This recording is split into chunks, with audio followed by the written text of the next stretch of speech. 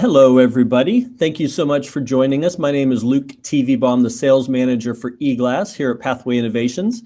This is another one of our Help Learning live streams where each week we get to talk to an amazing person involved in education. Sometimes they are tech innovators, sometimes they are administrators, and the best are always the teachers. And tonight we have a teacher, Andi Jahnke from, what's the name of your school, Andi? I teach at Geauga High School. It's a suburb of Cleveland, Ohio. It's about 25 minutes away from downtown Cleveland. Okay, Geauga, you make it sound so easy, but as I'm looking at it on the screen, I don't know if I'll ever get it. I'll come visit someday and we'll go to the Geauga Deli and maybe that'll help it stick. But right. A reminder to our viewers, as you have questions throughout the live stream, please drop those into the comment area and we will address those as we go. And if you're watching this as a restream, then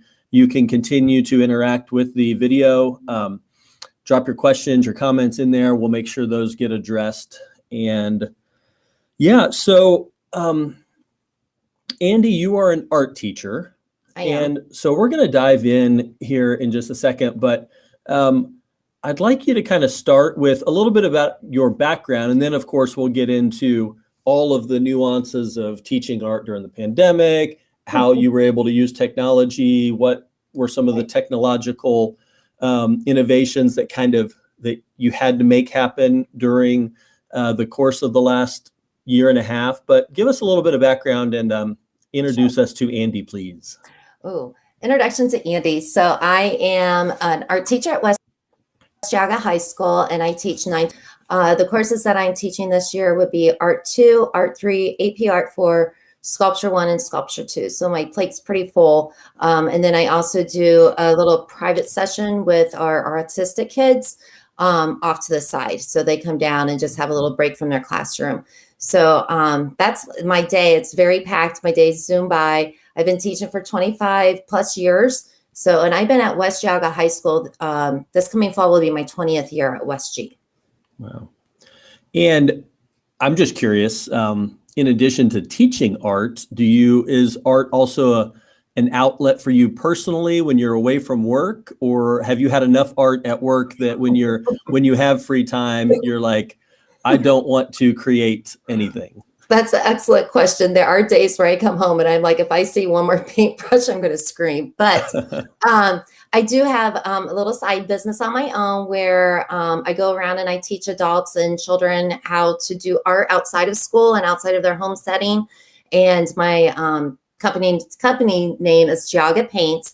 And so it's like one of those paint and sip type things. But recently I'm getting more into doing more for the children. So in about 4 weeks, I have a summer camp that's a week long, and I have about 35 kids, and there's usually a waiting list of kids that want to get into that summer camp. Cool. Make sure at the end you put your favorite social handle to your business up there so that if people need you, they'll know how to get a hold of you. They know how to get me. And then I do sell, and I get commissioned to like sell my own pieces of artwork. So yes. So there are days where I'm just like, nope, can't do it. But it is my outlet for sure. All right. So jumping into some of our questions here. Sure. During the course of the pandemic, how did your teaching environment change most dramatically because of what came to light February 2020? So let's see here. First of all, I had no idea what Zoom was until I was thrown at it. And I'm like, what is Zoom? I had no idea. I heard of Google Classroom. I never used it. Never used Google Classroom. Didn't know where the mute button was. I was one of those teachers that was just blinded by just everything. And I'm like, trying to teach art at home. Oh my gosh, many tears were shed from March until June, just because it was so much out of my comfort zone. And then just to be forced into that. And then, my students were like, we just want you by our side. We want you to be able to just, physically show us how to do this. And it was very, very difficult. It was very difficult. And then once those tears dried up and you had no more tears left to shed, What kind of shifted after that June, July, coming back into the fall? Right. How did you, what were some of those ways in which you and your students rose to the challenge and kind of Right. changed the way business was done? Well, first of all, a huge shout out to my students because they have made my life so much easier. They are fantastic, hardworking kids. They have been shifted around so much through this whole thing, so much uncertainty, being quarantined, not quarantined, going back and forth. My school, we started out in August doing 2 weeks of just online learning, and we have been back since. And so we have at our school, we have our online learners, and then we also have our in-class learners. So every single class period that I teach, I have students that are physically with me, and then I have students that are online. And that's, so it's double the duty. Yeah. So in that double duty environment, how did you seek to equitably and equally engage your physically present students and your distributed Right. students? So And hopefully at some point, I mean, I know you got EGlass into your classroom, Right. so Right. we'll get to that. Would love to hear about how you Sure. did that. But before you had a tool like EGlass, like what were Right. some of the specific things you did to pivot the way you teach? So I got really creative because I'm like, I was holding up my laptop to my dry erase board, and I was holding that and balancing that and trying to have my students that were online being able to see what I was drawing in class. And many times they're like, Mrs. Jahnke, we can't hear you because the front of my laptop was facing the wrong way. And it was just a complete nightmare. It was a nightmare. So then I actually got a smaller hover cam. And I'm like, okay, this is perfect, because then I was able to sit at my desk. I was able to use that and being able to draw, and the kids at home could see what I was doing. And then I was able to project it up onto the dry erase board. So that kind of got me going, okay, so what more can I do with this?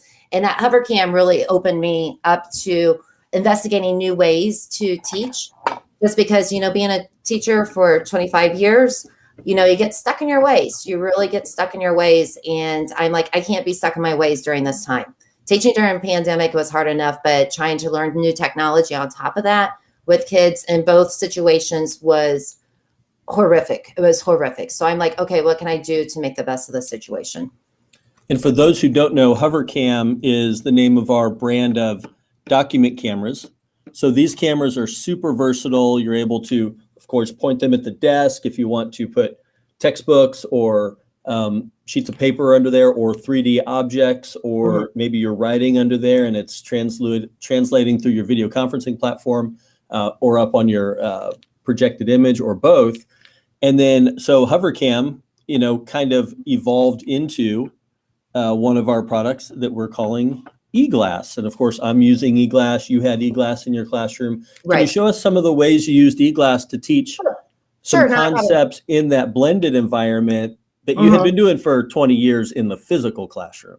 Sure. So the best part about EGlass is that, this is sitting on my desk and I'm able to see my students that are in class. So I'm able to see through the glass. And if the students have questions, I can easily see, oh, Sally has a question. Where if I'm up at the board, my back is turned, I don't know who has questions, who doesn't. And then what's the best part about this, coming from the artistic side of technology, is that just being able to draw on this glass and it's projected up onto the board, kids at home can see it. I can record my session. So then if the kids need to see, oh, I had difficulties with that, they're able to play it back.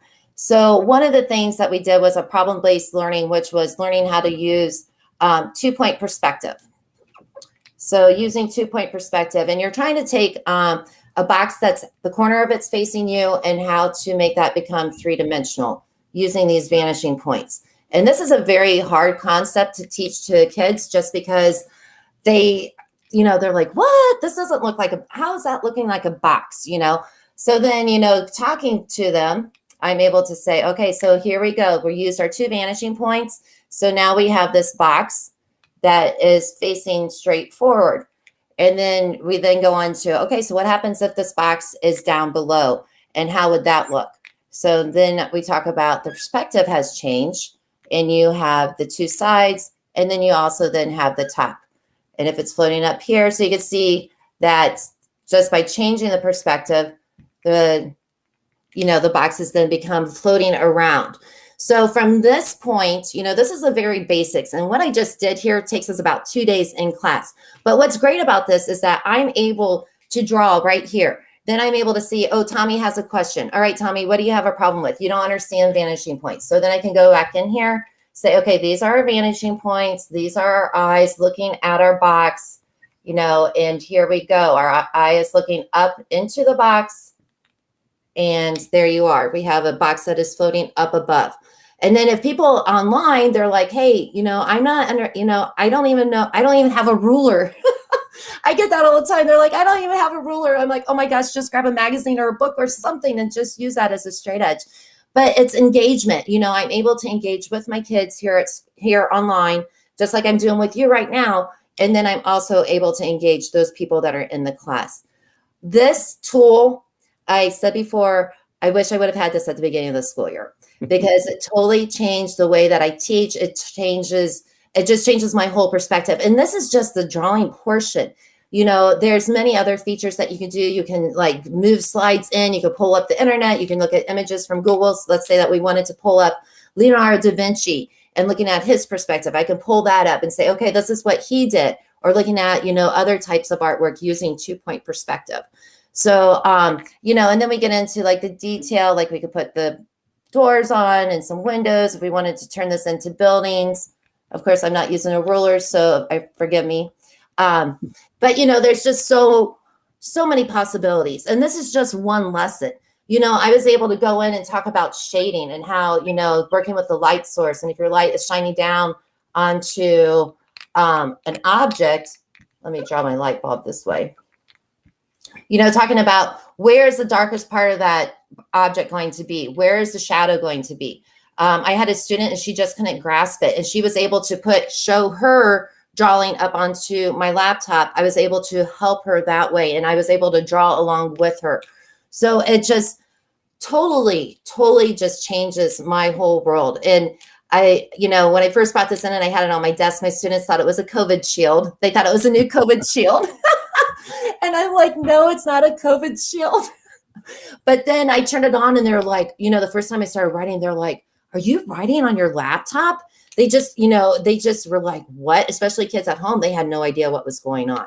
So it has been a game changer. That's for sure. My principals were in my room. They were taking pictures. They were trying to find information about this. They want it all in their building or in each one of the departments. So imagine, if I could do this with art, imagine what you could do with math, with English, with, any type of subject, really. Yeah. And so at first you said your students were, they weren't quite sure what they were seeing. And then, of course, you after the initial novelty wore off, what was their, what became their kind of impression of teaching using EGlass? And learning using EGlass? Well, you know what? It's more of an organization thing. So I use this at the very beginning of every class period where I write down, I just put the agenda of the day and I jot down what they're supposed to, their main goals for the day and where they should be at on their project. And it was great because I'm able to write down the agenda. If kids have questions, they're like, hey, I'm not understanding tints and shades. Then I can, we can pull that up and look at tints and shades all on this one screen. I'm not going from this laptop to that laptop to back to my hover cam. It's all right here on one device. What are you most excited for the fall? Is anything changing for you in the fall that you know of? And that's a great question. So today I said to my students, I'm like, what I'm looking forward to in the fall? I said, I'm looking forward to only having one screen on my computer or on my desk. I'm looking forward to just having this EGlass there, and having everybody back into my room. It's just been a very difficult challenge, but we have managed. The kids are so very grateful to be in my room, to be creating art. It's a huge outlet for them emotionally, physically, just to have that release, and I love my job. I love what I do. And this is just going to help me become a better teacher. That is for sure. Well, it sounds like you're doing a great job, and thank you.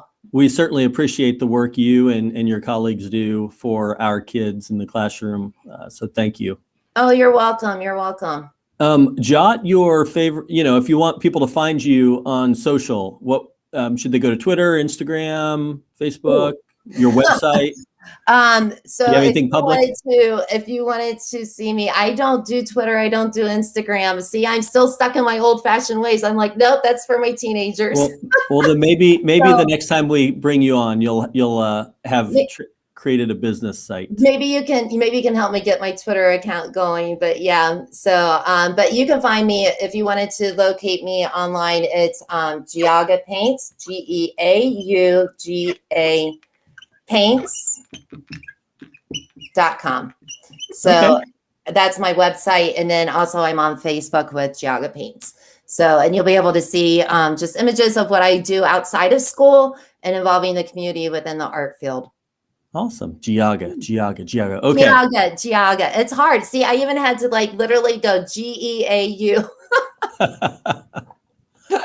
Well, Andi, thanks again. This has been a great session. I love the way you're using EGlass. It's a lot of, I talked to a lot of math and science teachers and even some history, but I hope that a lot of art teachers are inspired tonight and in the coming days. Absolutely. If you want to take your art curriculum to the next level, this is the way to go for sure. I mean, it is just unbelievable.